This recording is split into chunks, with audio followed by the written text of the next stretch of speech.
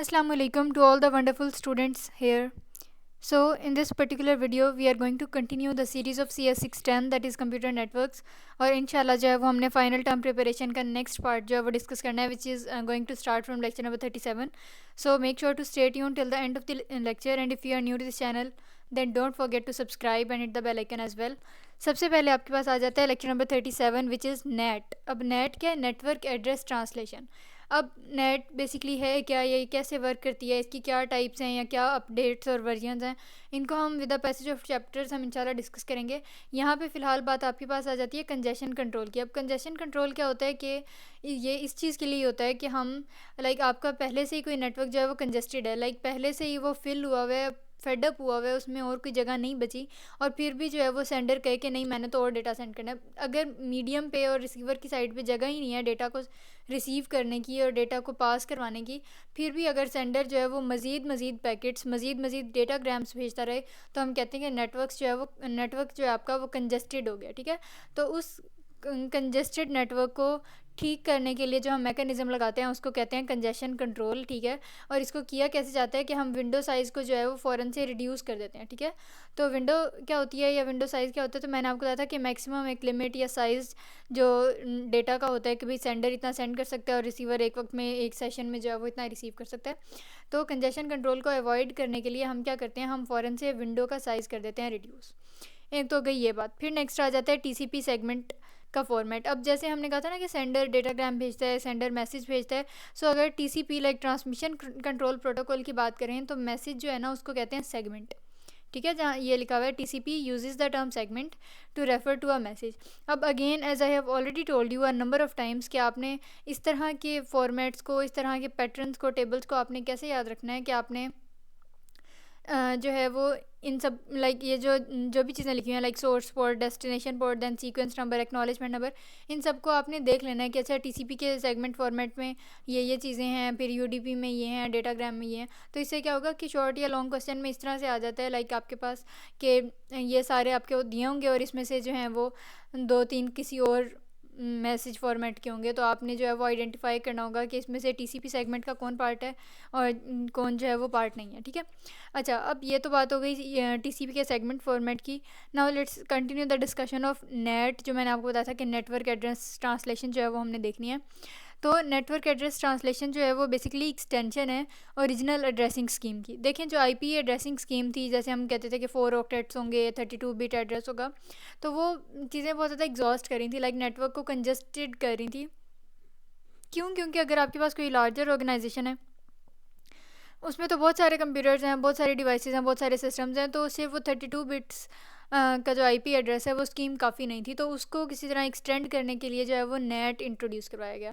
अब नेट जो है, जो नेटवर्क एड्रेस ट्रांसलेशन है, वो मल्टीपल कंप्यूटर्स को अलाउ करती है कि वो सिंगल एड्रेस को शेयर कर लें. जैसे मैंने आपको बताया था कि आईपी एड्रेस जो है वो हर कंप्यूटर का अपना अपना होता है, अलग अलग होता है. मतलब अगर मेरे पास 10 कंप्यूटर्स हैं नेटवर्क में, तो पहले का आईपी एड्रेस होगा 1, फिर 2, फिर 3, फिर 4 अप टू 10. ठीक है, लेकिन जो नेटवर्क एड्रेस ट्रांसलेशन है, नेट है, इस मैकेनिज्म को यूज़ करके हम बहुत सारे कंप्यूटर्स को एक ही एड्रेस 1 प्रोवाइड कर सकते हैं बहुत सारे कंप्यूटर्स को, फिर अगले बहुत सारे कंप्यूटर्स को 2 कर दें. ठीक है, तो ये इस तरह से जो है वो पैकेट्स को ट्रांसलेट किया जाता है. अब इसकी 2 इम्प्लीमेंटेशन हैं. एक है stand alone hardware device, and then you have IP router with NAT functionality embedded. इसको आपने एक बार देख लेना है, इनकी आगे फर्दर डिटेल्स नहीं है. अच्छा, अब नेट की बात करें तो ऐसी साइट्स जिसमें एक से ज़्यादा कंप्यूटर्स हों और उस पूरी साइट को हम एक ही आईपी एड्रेस दे दें कि भाई तुम्हारे पास अब जो भी कंप्यूटर आएगा तुमने उसे यही वाला आईपी एड्रेस जो है वो असाइन करना है. ये असल में होता है नेट का काम, और ये एक डिवाइस की हेल्प से होता है, और उस डिवाइस का नाम होता है नेट बॉक्स. ठीक है, और ये इंटरनेट से कनेक्टेड होती है, और इसका काम क्या होता है कि इसने आईपी डेटाग्राम्स को जो है वो ट्रांसलेट करना है. अच्छा, अब यहाँ पे देखें, अब यहाँ पे एक बात है, ये आपने एमसीक्यूज़ के लिए देख लेनी है कि जब कोई कंप्यूटर साइट पे मतलब ऑनलाइन हो, जब कोई कंप्यूटर जो है वो इंटरनेट के साथ कम्युनिकेट करता है, तो ये जो नेट डिवाइस होती है वो क्या करती है कि उसके प्राइवेट एड्रेस को, उसके लोकल एड्रेस को जो है वो ग्लोबल आईपी एड्रेस में कन्वर्ट कर देती है. ठीक है, इसी तरह जब इंटरनेट किसी कंप्यूटर के साथ कम्युनिकेट करता है किसी साइट के ज़रिए से, तो फिर वो उसके ग्लोबल आईपी एड्रेस को उसके प्राइवेट एड्रेस में जो है वो कन्वर्ट कर देती है. ये 2 पॉइंट्स आपने याद रखने हैं. अब जैसे यहाँ पे देखें, इसी की एक एग्जांपल दी हुई है. यहाँ पे मैं अगर आपको इम्प्लीमेंटेशन दिखाऊँ कि एक डायरेक्शन लाइक यहाँ से मैसेज समझ लें जा रहा है और यहाँ पे फिर वापस आ रहा है, ये सोर्स सेंड कर रहा था out and then you have destination, ठीक है, आईपी डेस्टिनेशन। तो देखें इसकी थी ओल्ड वैल्यू ये, और फिर इसको समझ लें कि ग्लोबल में जो है वो कन्वर्ट किया गया ये, ठीक है, और फिर ग्लोबल को जो है वो वाइस वर्सा लाइक फिर से उसको लाइक कन्वर्ट बैक किया गया उसकी प्राइवेट आईपी एड्रेस में, ठीक है। तो ये दो चीज़ें जो है वो नेट डिवाइस ने करनी होती हैं कि मतलब वो ग्लोबल आईपी एड्रेस को प्राइवेट एड्रेस में कन्वर्ट करती है और प्राइवेट को ग्लोबल में करती है, ये दो चीज़ें। अच्छा, फिर आ जाता है लेक्चर नंबर 38। इसमें नेटवर्क एड्रेस ट्रांसलेशन की बात करनी है। इसमें कुछ वेरिएंट्स हैं। अब नेट के जो हैं वो कुछ लाइक हर चीज़ क्योंकि 110% परफेक्ट नहीं होती, उसमें कुछ ना कुछ ड्रॉबैक्स और कुछ पिटफॉल्स होते हैं। तो यहाँ पे नेट के कुछ पिटफॉल्स थे जिनकी वजह से अब उसके कुछ वेरिएंट्स हैं। एक तो आपके पास बेसिक नेट जो अभी तक हम पढ़ते आ रहे हैं कि भाई नेट है, तो नेट जो है वो सिंपल वे में क्या करता है कि वो आपके आईपी एड्रेसेस को जो है वो चेंज करता है, ठीक है। यहाँ पे देखें basic NAT simply changes the IP addresses, लेकिन अब उसका एक वेरिएंट है NAPT, network address and port translation. तो ये एब्रीविएशन से पता चल रहा है कि ये ना सिर्फ एड्रेसेस को, नेटवर्क एड्रेसेस को ट्रांसलेट करता बल्कि पोर्ट नंबर्स को जो है इनको भी जो है वो ट्रांसलेट करता है, ठीक है। तो ये मोस्ट पॉपुलर फॉर्म है नेट की, ये भी आपने एमसीक्यू के लिए देख लेना है कि नेप्ट जो है दिस इज़ या एनएपीटी कह लें या network address and port translation कह लें, ये मोस्ट पॉपुलर फॉर्म है किसकी, नेट की। फिर उसके बाद एक और वेरिएंट या एक और वेरिएंट आपके पास आ जाता है ट्वाइस नेट। ट्वाइस नेट जो है वो क्या करता है, वो ऐसी साइट पे यूज़ किया जाता है, ऐसी साइट के साथ यूज़ किया जाता है जो सर्वर पे रन लाइक जो सर्वर रन करती है, ठीक है, जो ऑनलाइन या कनेक्टेड टू इंटरनेट होती है और वो सर्वर जो है वो रन करती है। उसको लाइक उस चीज़ के लिए, उस कनेक्शन के लिए, उस कम्युनिकेशन के लिए आपको ट्वाइस नेट चाहिए होता है, ठीक है। और इस प्रोसेस में नेट बॉक्स जो है वो एक डोमेन नेम होती है, उसके साथ जो है वो कनेक्टेड होता है। फिर अगर network address and port translation की बात करें तो ये मोस्ट पॉपुलर फॉर्म है, और उसके अलावा ये पोर्ट नंबर्स को भी ट्रांसलेट करती है, आईपी एड्रेसेस को भी ट्रांसलेट करती है। बहुत सारे कंप्यूटर्स जो हैं वो कम्युनिकेट कर सकते हैं सिंगल डेस्टिनेशन के साथ, ठीक है। इसी तरह यहाँ पे अब इसकी ट्रांसलेशन एग्जांपल है, लेकिन ये वाला टेबल आमतौर पे नहीं आता होता पेपर में, इसलिए अब आपकी मर्ज़ी है, इसको करना है तो कर लें या नहीं तो ना करें। वैसे मैं बता देती हूँ, जैसे अब ये फील्ड है ना, सोर्स के हैं दो, आईपी का सोर्स है और फिर TCP source, then IP source, TCP source and then destination है उनकी। तो देखें ये वाली इसकी ओल्ड वैल्यू है ना, ये यहाँ हुई न्यू वैल्यू में चेंज, ठीक है। वही डेस्टिनेशन पे न्यू वैल्यू बन गई ओल्ड वैल्यू और उसने वापस से ओल्ड वैल्यू में कन्वर्ट हो गई, ठीक है। तो मतलब ये दो एग्जाम्पल हैं, इनको इकट्ठा यहाँ पे लिखा हुआ है। फिर आ जाती है टीसीपी स्प्लाइसिंग। टीसीपी स्प्लाइसिंग जो है वो यूज़ है, ये एप्लीकेशन है नेप्ट की, और ये असल में दो इंडिपेंडेंट टीसीपी फ्रेगमेंट्स को, कनेक्शंस को आपस में जो है वो कनेक्ट करती है और सेगमेंट्स को, मैसेजेस को फिर से रीराइट करती है। ये बहुत ज़्यादा एफिशिएंट होती है और इसमें ओवरहेड जो है वो बहुत कम पड़ता है, ठीक है। उसके अलावा ये एक्सटेंडेड ट्रांसलेशन टेबल्स जो हैं वो यूज़ करती है, ठीक है। ट्वाइस नेट हमने पढ़ा है कि बेसिक नेट जो है वो अगर लाइक अगर आपका कम्युनिकेशन जो है, जो अगर आपकी लाइक कनेक्शन जो है अगर तो वो इंटरनेट की साइड से स्टार्ट हुआ है, सर्वर की साइड से स्टार्ट हुआ है, तो बेसिक नेट जो है वो ज़्यादा फंक्शनल नहीं होता, तो इसीलिए ट्वाइस नेट यूज़ करते हैं। ट्वाइस नेट जो है ऐसी डिवाइसेस पे, ऐसे कनेक्शंस और कम्युनिकेशंस में यूज़ होता है जब आपने सर्वर्स को रन करना हो, ठीक है। उसके अलावा इसको एक domain name system like DNS चाहिए होता है, और उसके अलावा ट्वाइस नेट जो है वो फेल हो जाता है अगर एप्लीकेशन जो है वो डोमेन नेम यूज़ ना करे बल्कि आईपी एड्रेसेस। क्योंकि इंटरनेट सर्विस के लिए आपको जो है वो डोमेन नेम की एप्लीकेशन साथ चाहिए। तो अगर ट्वाइस नेट में तो आप यूज़ करना चाहें लेकिन आप जो है वो साथ डोमेन नेम की जगह आईपी एड्रेसेस की फंक्शनैलिटी यूज़ रखें, तो अल्टीमेटली क्या होगा कि जो आपका ट्वाइस नेट है वो फेल हो जाएगा, ठीक है। फिर आ जाता है कैट। अब कैट क्या है, केबल टीवी। अब केबल टीवी जो है ये आपको जो है लाइक केबल टीवी के जो प्रोवाइडर्स होते हैं वो आपको इंटरनेट सर्विसेज जो हैं वो केबल मोडेम्स के ज़रिए से प्रोवाइड करते हैं। उसके अलावा इसमें NAPT like network address and port translation तो होती है, लेकिन उसके अलावा उसमें एडिशनल फंक्शनैलिटी भी होती है, ठीक है। और ये जो एडिशनल फंक्शनैलिटी होती है ये केबल ऑपरेटर्स को अलाउ करती है कि वो कैट डिवाइस के साथ कम्युनिकेट कर सकें, वैल्यूज़ को इंस्पेक्ट कर सकें, और नेटवर्क की जो भी एक्सेस है, जो भी प्रिविलेजेस हैं, उन सबको जो है मॉनिटर की करें, ठीक है। फिर आ जाता है नेट एट होम। अब घरों में जो है हमने जितने भी मोबाइल्स, कंप्यूटर्स, लैपटॉप्स, आपकी जो भी डिवाइसेस हैं घर में, अगर उन सबको एक वाईफाई के साथ, एक डिवाइस के साथ, नेट डिवाइस के साथ हम या डीएसएल के साथ कनेक्ट कर दें और हम कहें कि डीएसएल के थ्रू हर डिवाइस का, हर कंप्यूटर, लैपटॉप और मोबाइल का जो है वो एक ही आईपी एड्रेस चलेगा, तो हम इसको कहते हैं कि नेट एट होम। के नेट जो है this is fully functional with regards to home. क्योंकि नेटवर्क एड्रेस ट्रांसलेशन का यही काम होता है कि उसने आईपी एड्रेसिंग के जो एग्जॉस्शन है उससे बचाना होता है। और फिर हम घर में जितनी मर्ज़ी आपके पास डिवाइसेस हैं उन सबका अगर एक ही आईपी एड्रेस है तो अल्टीमेटली क्या होगा कि चीज़ों को मैनेज करना ज़्यादा आसान हो जाता है, ठीक है। अच्छा, अब आ जाते हैं लेक्चर नंबर 39। इसमें आईपी राउटिंग को डिस्कस करना है इंशाल्लाह। सबसे पहले वो कह रहे हैं कि फॉरवर्डिंग और राउटिंग जो है वो दो डिफरेंट कॉन्सेप्ट हैं। फॉरवर्डिंग कहते हैं कि भाई डेटाग्राम जो है ना वो ट्रांसफ़र हो रहा है सेंडर से रिसीवर की तरफ, ठीक है। और इसको कौन करता है, होस्ट परफॉर्म करता है या राउटर परफॉर्म करता है, किसको, फॉरवर्डिंग को। और ये यूज़ क्या करते हैं, ये राउटिंग टेबल्स। और routing tables if you do remember इनको हम बहुत बार बहुत ज़्यादा डिटेल में डिस्कस कर चुके हैं, ठीक है। फिर आ जाता है राउटिंग। अब राउटिंग होता है कि it refers to the propagation of routing information, की जो राउटिंग टेबल्स के अंदर जो इन्फॉर्मेशन होती है ना उसकी प्रोपोगेशन को, उसके ट्रांसफ़र को कहते हैं राउटिंग। और ये कौन करता है, राउटर्स। फॉरवर्डिंग जो है वो या होस्ट या राउटर परफॉर्म करता है, राउटिंग जो है वो हमेशा राउटर्स परफॉर्म करते हैं, ठीक है। जो फॉरवर्डिंग टेबल होते हैं या जो फॉरवर्डिंग होती है उसमें राउटिंग टेबल्स को यूज़ किया जाता है, और जो राउटिंग होती है उसमें राउटिंग टेबल्स को कह लें अपडेट किया जाता है, उसमें लाइक वैल्यूज़ इंसर्ट की जाती हैं या चेंज की जाती हैं। फिर आपके पास आ जाता है कि इंटरनेट राउटिंग की दो होती हैं टाइप्स। एक है आपके पास static routing and then you have dynamic routing. जब स्टैटिक राउटिंग की हम बात करते हैं तो ये इसमें क्या होता है कि जब सिस्टम बूट होता है, समझ लें कि जब स्टार्ट होता है तो तब टेबल्स इनिशलाइज किए जाते हैं, उसमें वैल्यूज़ फिल की जाती हैं and then throughout the track आपके पास कोई चेंज नहीं होता, आपके कह लेंगे ना फॉरवर्डिंग टेबल में होता है ना राउटिंग टेबल्स में, एक ही बात है, उसमें कोई चेंज नहीं होता और वैल्यूज़ जो हैं वो एज इट इज़ रहती हैं। ये होता है स्टैटिक राउटिंग में। This is why it is coined as static routing. इसे इसीलिए स्टैटिक कहते हैं, क्यों, क्योंकि इट डजेंट चेंज, ठीक है। Then you have dynamic routing. Dynamic routing में क्या होता है कि टेबल तो तभी इनिशलाइज होता है जब सिस्टम बूट किया जाता है, लेकिन इसमें जो है इस तरह के राउटिंग सॉफ्टवेयर्स भी इंक्लूडेड होते हैं जिसमें राउटर जो पूरे रूट्स होते हैं, जो पूरे ट्रैक्स होते हैं उनको लर्न किया जाता है एंड अल्टीमेटली उनको अपडेट भी किया जाता है। और ये डायनामिक रियल टाइम के साथ ज़्यादा डील कर रहे होते हैं, ठीक है। और इसके अलावा इसमें कॉन्टीन्यूस चेंजेस आ रहे होते हैं, क्यों, क्योंकि इसमें राउटिंग सॉफ्टवेयर जो है वो इंस्टॉल हुआ होता है। फिर स्टैटिक राउटिंग के लिए कुछ MCQs आ गए कि बहुत सारे इंटरनेट होस्ट्स यूज़ करते हैं, ठीक है। उसके अलावा इसमें डायरेक्ट डिलीवरी मेथड होता है। यहाँ पे आप देखें, ये जो है वो आपके पास स्टैटिक राउटिंग है। यहाँ पे जो है वो R1 एक ही राउटर है, और ठीक है, और यहाँ पे एक ही राउटर एड्रेस जो है वो चलेगा अक्रॉस द होल ट्रैक। अब हम बात करते हैं डायनामिक राउटर्स की, तो ये यूज़ करते हैं IP राउटर्स। इंटरनेट होस्ट्स जो हैं वो स्टैटिक राउटिंग यूज़ करते हैं और IP राउटर्स जो हैं वो यूज़ करते हैं डायनामिक राउटिंग, ठीक है। ये कॉन्टीन्यूसली अपडेट करता है राउटिंग इन्फॉर्मेशन को। हर राउटर जो है वो नेबर्स के साथ कम्युनिकेट करता है और राउटर्स की जो इन्फॉर्मेशन है वो उसको पास आउट करता रहता है।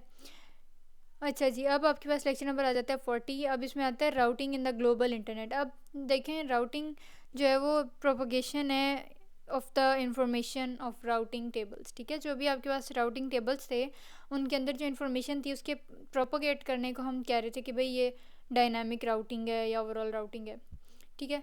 लेकिन अब इतने ज़्यादा ऑर्गेनाइजेशन में या across the network, across the internet, अब इतनी ज़्यादा इन्फॉर्मेशन है, इतनी ज़्यादा डिवाइसेस हैं, तो क्या राउटर्स ही काफ़ी हैं इन्फॉर्मेशन को प्रोपोगेट करने के लिए? So the answer is no.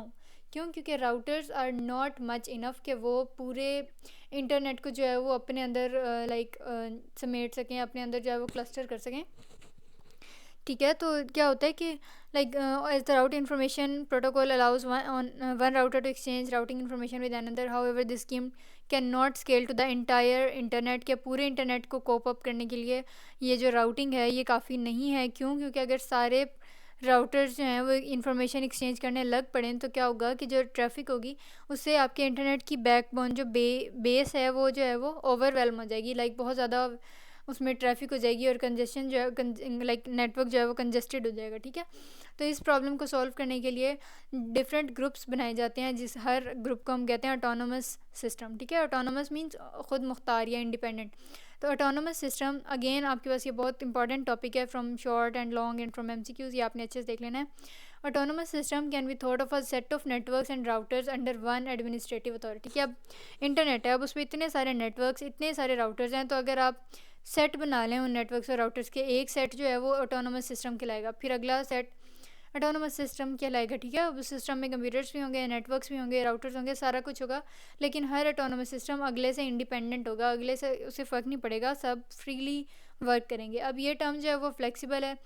अब ये जो ऑटोनोमस सिस्टम है ये पूरी एक बिल्डिंग भी हो सकती है, पूरी एक ऑर्गेनाइजेशन भी हो सकती है, एक घर का नेटवर्किंग सिस्टम भी हो सकता है, ठीक है। अब ये इसलिए चाहिए होता है ऑटोनोमस सिस्टम कॉन्सेप्ट, क्यों? क्योंकि जो राउटर्स हैं वो पूरे इंटरनेट को डील नहीं कर सकते, पूरे इंटरनेट को कवर नहीं कर सकते। उन्हें थोड़ा सा ज़्यादा फ्लेक्सिबल होने के लिए और लाइक इन्फॉर्मेशन को अच्छे तरीके से ट्रांसफ़र करने के लिए उनको डिफरेंट ग्रुप्स में, सेट्स में जो है वो कन्वर्ट होना ज़रूरी है, ठीक है। तो वो सेट्स या वो ग्रुप्स जो हैं वो ऑटोनोमस सिस्टम कहलाते हैं। अच्छा, अभी जो इंटरनेट के राउटिंग प्रोटोकॉल्स हैं इनकी दो क्लासेस होती हैं। One you have IGPs and then you have EGPs। Interior gateway protocols जो हैं एक ऑटोनोमस सिस्टम के अंदर वाले राउटर्स में यूज़ किए जाते हैं, ठीक है। उसके अलावा जो एक्सटीरियर गेटवेज़ हैं वो एक ऑटोनोमस सिस्टम को दूसरे ऑटोनोमस सिस्टम से कनेक्ट करने के लिए यूज़ होते हैं, like among the autonomous system. अगर अमंग ऑटोनोमस सिस्टम्स होगा देन आपने कहना है ये एक्सटीरियर गेटवे प्रोटोकॉल है, और अगेन ये बहुत ज़्यादा इंपॉर्टेंट है from your cost papers point of view, ठीक है। और इंटीरियर गेटवे प्रोटोकॉल होता है कि among the routers with in an autonomous system, ठीक है। तो ये डिफरेंस जो है वो आपने देखना है। अब जो EGPs हैं वो पूरे इंटरनेट पे थ्रू आउट लाई कर रहे होते हैं, और जो इंटीरियर गेटवे प्रोटोकॉल्स हैं वो लाइक उनमें सिर्फ डेस्टिनेशन टू डेस्टिनेशन काम चल रहा होता है। अब जैसे यहाँ पे देखें ये डायग्राम है, तो ये है इंटीरियर गेटवे प्रोटोकॉल के एक ही ऑटोनोमस सिस्टम के अंदर जो प्रोटोकॉल यूज़ होगा आपस में राउटर्स के दरमियान में, वो है इंटीरियर गेटवे प्रोटोकॉल। और एक ऑटोनोमस सिस्टम दूसरे ऑटोनोमस सिस्टम से कैसे कम्युनिकेट करेगा, तो उसको हम कहते हैं कि ये एक्सटीरियर गेटवे प्रोटोकॉल यूज़ करेगा। Then you have lecture number 41। इसमें हमारे पास आ जाता है IP राउटिंग। IP राउटिंग की ही डिस्कशन को हमने कंटिन्यू करना है इंशाल्लाह। और इसमें देखें आपके पास है पार्ट 3। अब रूट्स एंड डेटा ट्रैफिक। अब यहाँ पे देखें कि each internet service provider is an autonomous system that uses an exterior gateway protocol to advertise its customers network to other ISPs। अच्छा, अब एडवर्टीजमेंट्स के लिए क्या होता है कि आपके पास हर ISP जो है वो एक ऑटोनोमस सिस्टम होता है। ISP मैंने आपको शायद किसी और सब्जेक्ट में बताया होगा कि ISP क्या होता है, इंटरनेट सर्विस प्रोवाइडर, कि वो सर्विसेज या वो एक पूरी फर्म या बॉडी जो आपको इंटरनेट की एक्सेस देती है ना, उसे कहते हैं इंटरनेट सर्विस प्रोवाइडर, ठीक है। तो ये एक ऑटोनोमस सिस्टम होता है और ये EGP को यूज़ करते हैं। देखें ये एक इंटरनेट सर्विस प्रोवाइडर है और एक ये इंटरनेट सर्विस प्रोवाइडर है। ये आपस में मतलब इनके राउटर्स जो हैं वो आपस में डेटा को कनेक्ट और कम्युनिकेट करने के लिए EGP यूज़ करेंगे, that is exterior gateway protocol, ठीक है। फिर उसके बाद इंटरनेट राउटिंग प्रोटोकॉल्स जो होते हैं ये आगे इनकी कुछ टाइप्स आ गई, like BGP, RIP and then OSPF। इनके ये सारे आगे इनकी डिटेल्स में आएंगे, और ये लॉन्ग में भी बहुत ज़्यादा आते हैं, शॉर्ट में भी बहुत ज़्यादा आते हैं, MCQs में भी। तो मतलब ये जो कुछ चैप्टर्स हैं कॉन्सिक्वेंटली ये बहुत ज़्यादा इंपॉर्टेंट है। सो सबसे पहले आ जाता है border gateway protocol, then you have routing information protocol, and last but not the least you have open shortest path first protocol, ठीक है। सबसे पहले आ जाता है BGP which is border gateway protocol. अब आप लोगों ने देखें इसमें क्या क्या MCQs बनते हैं, लाइक शॉर्ट या लॉन्ग में जाए वो तो कैरेक्टरिस्टिक्स पूछ लेगा या आपसे एब्रीविएशंस पूछ लेगा, ठीक है। और MCQs में तो ये सारा कुछ ही एक एक पॉइंट जो है वो MCQ बन के आ सकता है। सो बॉर्डर गेटवे प्रोटोकॉल जो है वो पहली बात तो ये एक्सटीरियर गेटवे है, लाइक EGP है। फिर उसके अलावा ये अब क्योंकि देखें एक्सटीरियर गेटवे की डेफिनेशन पड़ी थी ना कि अमंग ऑटोनोमस सिस्टम्स, तो वही बात आ गई कि अमंग द ऑटोनोमस सिस्टम्स। फिर उसके बाद ये पॉलिसीज़ आपको प्रोवाइड करता है, रिलायबल ट्रांसपोर्ट यूज़ करता है विच इज़ TCP, हमने पढ़ा था ये। फिर उसके बाद ये पाथ्स देता है ऑटोनोमस सिस्टम्स को हर अलग डेस्टिनेशन के लिए। फिर EGP जो है वो इंटरनेट की फ़र्स्ट चॉइस है। फिर इसका अब जो करंट वेरिएंट यूज़ किया जा रहा है वो BGP 4 है। फिर उसके अलावा ये फैसिलिटीज़ प्रोवाइड करता है फॉर ट्रांजिट राउटिंग, ट्रांजिट होता है इन बिटवीन राउटिंग, ठीक है। फिर आ जाता है RIP which is routing information protocol. अब ये है इंटीरियर गेटवे प्रोटोकॉल, क्यों? क्योंकि with in an autonomous system use हो रहा है। फिर होप काउंट मैट्रिक इसकी एक इसका एट्रीब्यूट है, किसका फीचर है कि जो राउटिंग इन्फॉर्मेशन प्रोटोकॉल है ये डिस्टेंस जो है वो मैयर करता है नेटवर्क होप्स में। ये अगर आपका सब्जेक्ट है CS432 तो, या अगर आगे आपने पढ़ना है तो उसमें होप काउंट्स जो हैं वो हम कर रहे होते हैं।